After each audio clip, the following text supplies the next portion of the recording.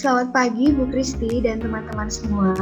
Kami dari kelompok 5 pada hari ini akan menyampaikan materi kami mengenai model pengembangan desain pembelajaran matematika SD berbasis ICT dengan model EDI.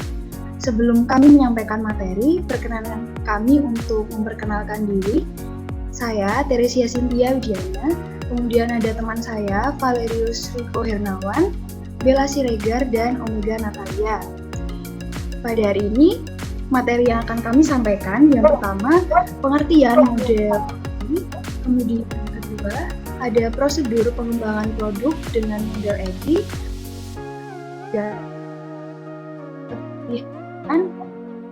yang keempat, ada contoh dari implementasi model EDI. Baik, untuk penyampai materi yang pertama, dipersilahkan. Saya akan menyampaikan dari materi pertama,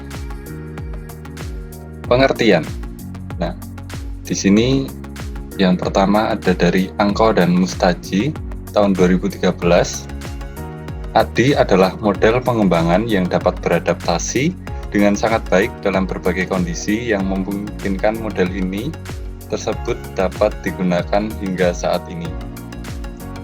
Lalu menurut Bench and Dorsey tahun 2015 menjelaskan tentang langkah-langkahnya dari analisis, design, develop, implement, dan evaluate. Lalu dari Hidayah dan Pohan tahun 2021 menjelaskan model ADI adalah pendekatan instruksional yang dapat membantu perancang instruksional, pengembang konten maupun guru untuk menghasilkan desain instruksional pengajaran yang efektif dan efisien.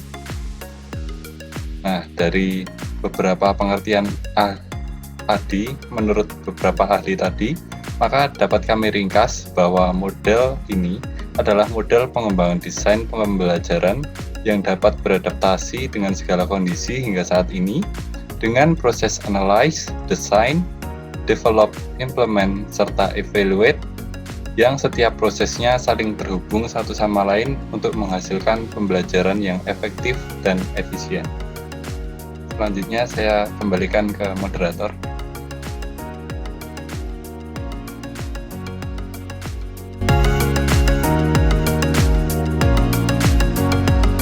Baik, untuk selanjutnya saya akan menyampaikan materi mengenai prosedur pengembangan model EDI. Nah, jadi dalam model EDI ini memiliki tahap-tahap kegiatan dalam pelaksanaannya. Dan tahap-tahap ini memiliki keterkaitan dan harus urut dalam pelaksanaannya. Yang pertama, tahap pertama yaitu ada analyze atau menganalisis. Pada tahap ini, seorang perancang harus mengumpulkan data dan informasi yang terkait dengan masalah. Kemudian, dari permasalahan tersebut perlu dicari solusinya dan juga alternatif yang diperlukan untuk mengatasi masalah yang diidentifikasi. Nah, pada tahap analisis ini, diperlukan sebuah analisis kebutuhan, lalu kemudian identifikasi masalah kebutuhan, dan analisis tugas. Kemudian tahap yang kedua yaitu desain atau merancang. Pada tahap desain, dilakukan perumusan solusi pembelajaran yang memadukan sasaran dan strategi pembelajaran dengan tujuan pembelajaran. Selain itu, dalam tahap desain juga ditetapkan rencana penggunaan strategi pembelajaran dan instrumen atau alat evaluasi yang digunakan dalam menilai hasil belajar yang dicapai. Kemudian, tahap yang ketiga yaitu development atau mengembangkan. Pada tahap ini, dilakukan pembuatan isi produk yang akan dikembangkan. Kemudian, kerangka tersebut itu nanti selanjutnya akan direalisasikan menjadi sebuah produk yang siap untuk diterapkan. Kemudian, tahap yang keempat yaitu implementation atau mengimplementasikan. Pada tahap ini, dilakukan pengimplementasian dari produk yang sudah dikembangkan sebelumnya. Penerapan produk dalam model penelitian pengembangan EDI dimaksudkan untuk memperoleh umpan balik terhadap produk yang dikembangkan. Umpan balik awal dapat diperoleh dengan menanyakan hal-hal yang berkaitan dengan tujuan pengembangan produk. Penerapan dilakukan mengacu kepada rancangan produk yang telah dibuat sebelumnya.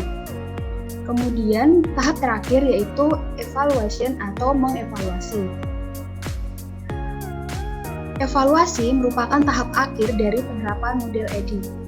Evaluasi berupa hasil penilaian mengenai produk yang dikembangkan, berhasil atau tidak sesuai dengan harapan awal. Kemudian evaluasi ini memiliki dua jenis. Yang pertama ada evaluasi formatif dan evaluasi sumatif. Pada evaluasi formatif, evaluasi diaplikasikan dengan tujuan untuk memperbaiki kualitas proses atau produk sehingga produk tersebut memiliki tingkat efektivitas dan efisiensi yang tinggi. Kemudian, evaluasi sumatif bertujuan untuk memperoleh data dan informasi tentang nilai dan manfaat produk yang digunakan untuk mengambil keputusan tentang kelanjutan produk tersebut, mau dilanjutkan atau dihentikan dari penggunaan produk tersebut. Kemudian, materi yang selanjutnya akan disampaikan oleh Omega.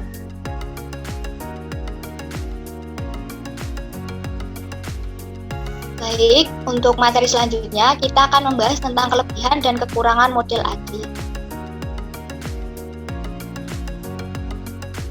Yang pertama ada kelebihan. Kelebihan model ADI yang pertama adalah model didesain sederhana dan sistematis. Artinya setiap tahap dilakukan secara urut. Kemudian yang kedua, memerhatikan perkembangan ranah kognitif, afektif, dan psikomotorik siswa. Yang selanjutnya bersifat konsisten dan reliabel. Kemudian kekurangan dari model ADI adalah dalam tahap analisis memerlukan waktu yang lama. Dalam tahap analisis ini, pendesain atau pendidik diharapkan mampu menganalisis dua komponen dari siswa terlebih dahulu dengan membagi analisis menjadi dua, yaitu analisis kinerja dan analisis kebutuhan. Materi selanjutnya akan disampaikan teman saya, Bella.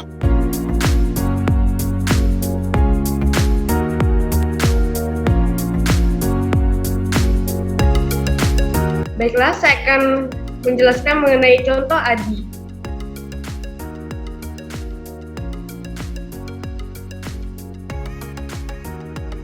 Yang pertama adalah game Bubble Math dalam memahami materi pembagian sebagai pengurangan berulang pada siswa kelas 2 SD.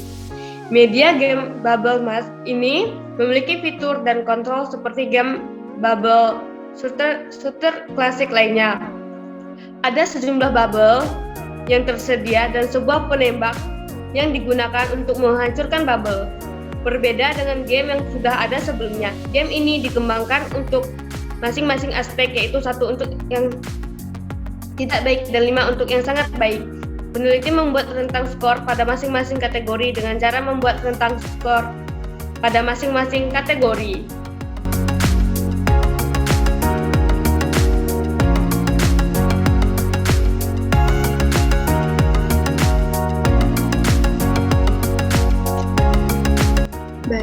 Baik, sekian presentasi dari kelompok kami. Apabila teman-teman memiliki pertanyaan, bisa disampaikan melalui forum diskusi. Terima kasih.